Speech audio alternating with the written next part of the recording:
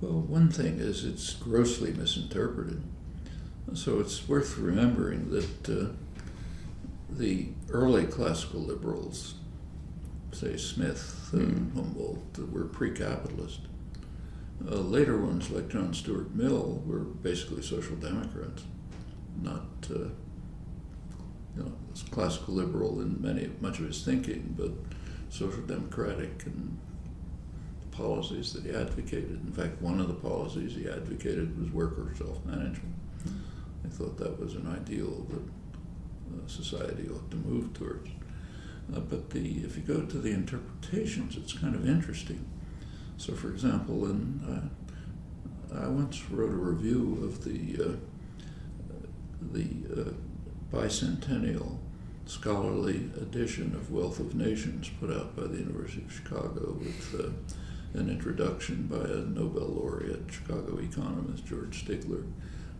Practically everything he said about it was wrong. It was obvious he'd never looked at the book. And in fact, it was so extreme that even some of the most important parts were not even in the index. So, for example, take, say, division of labor. Everyone is familiar with the early paragraphs about the butcher and the baker and how wonderful it is and so on. But when Smith continues a couple hundred pages later, he sharply condemns division of labor and says it's kind of an abomination that any civilized society will have to overcome by government intervention. And the reason goes right back to the roots of classical liberalism. The reason is that division of labor will turn every human being into a creature as stupid and ignorant as a person can possibly be, because he'll just be repeating the same actions over and over. Doesn't have a chance to exercise his intelligence and reach his full development and so on. And that's the core of classical liberalism. Well, interestingly, that passage on division of labor isn't even indexed in the scholarly edition. So if you look up division of labor, it's not there. Another interesting case is the notion of invisible hand. Actually, Smith rarely used the phrase, but the few times when he did use it are interesting. It's used once in Wealth of Nations, so it's hard to miss. And if you look at the context in which it's used, it's basically a critique of contemporary neoliberalism. I mean, what he points out is that, he says, talking about England, of course, he says, if in England the merchants and the manufacturers decided to invest abroad and import from abroad, they might profit, but the people of England would suffer. However, he says, their natural inclination to operate within their home country, what's called home country bias, will lead them as if by an invisible hand not to carry out these actions, and therefore things will work out in England. That's an argument against neoliberalism. That's the one use of the phrase invisible hand in Wealth of Nations. He uses it again in his other major book, Moral Sentiments. And what he says there is interesting. He says that, he argues that even if you have a cruel and vicious landlord who takes all the land and so on, nevertheless his natural concern for the happiness of other people will lead him as if by an invisible hand to make sure that the necessities of life are distributed as equally as they would be if there was an equal distribution in the first place. That's the second use of invisible hand. And of course that's based on his conception shared with David Hume and others that a core element of human nature is sympathy. In fact, the core notion. So for Smith, we have a natural inclination to appreciate and enjoy the happiness of others, even if we don't gain from it at all. And he contrasts that natural instinct with what he calls the vile maxim of the masters of mankind, all for ourselves and nothing for anyone else. And he evidently thinks that the benevolent element, which is the core of human nature, will overcome the impact of the vile maxim. Those are his uses of invisible hand. And we can go on case by case. This is pre-capitalist thinking. Now, he wasn't entirely pre-capitalist by any means.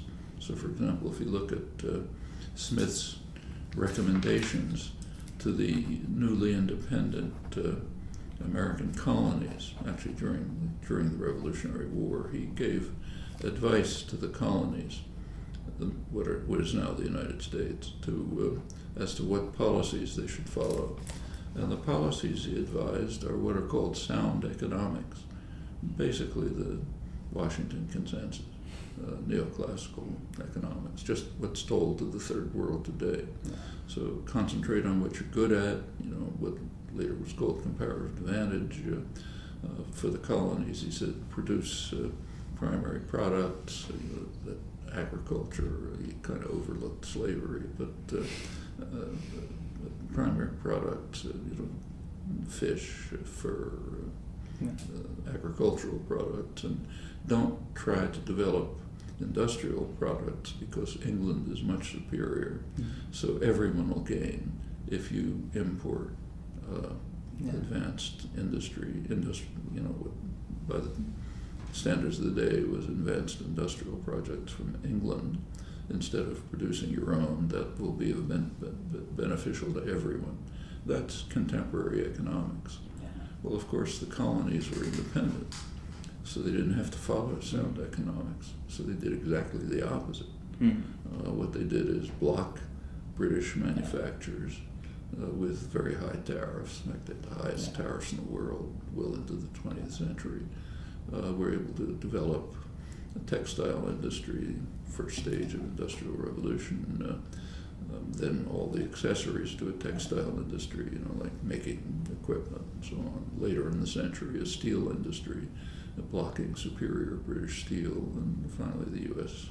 developed. Actually, it followed Britain's own course. That's the way Britain developed, by radically violating sound economics. And in fact, that generalizes to every developed state. Smith also urged the colonies not to try to monopolize the agricultural products where they had a natural advantage. What he was thinking of primarily was cotton. Cotton is kind of like the oil of the early industrial revolution. And again, that's what sound economics is, but the colonies did the opposite. So they first did develop a huge cotton production through slavery, the most radical violation you can imagine of market principles, and also by conquering half of Mexico. One of the goals of the conquest of half of Mexico, Texas, what's now southwest and west United States, was to try to monopolize cotton. And the reason was very straightforward. The enemy in those days was England. England had a big military force. It was preventing the United States from conquering Canada, from conquering Cuba. And the idea was you take a look at the Jacksonian presidents, Polk and those guys who were involved in the conquest of Mexico. What they said straight out is that if we can monopolize cotton, we can bring England to our feet. We'll be able to overcome them. So if you take a look at the record, they did exactly the opposite of sound economics and prospered. On the other hand, take Egypt. If you go back to, say, the early 19th century, Egypt was about in the same, not identical, but it was rather similar to the early United States in its prospects. It had a developmentalist dictator, Muhammad Ali. It had cotton, didn't have slaves, but they had fellaheen, peasant. Could have developed, it was rich agriculture. That's why Napoleon conquered it, in fact. And it had the conditions that could have led to an industrial revolution. But they had to follow sound economics by force. The British simply announced straight out that they were never going to allow independent economic development in the Eastern Mediterranean. French cooperated.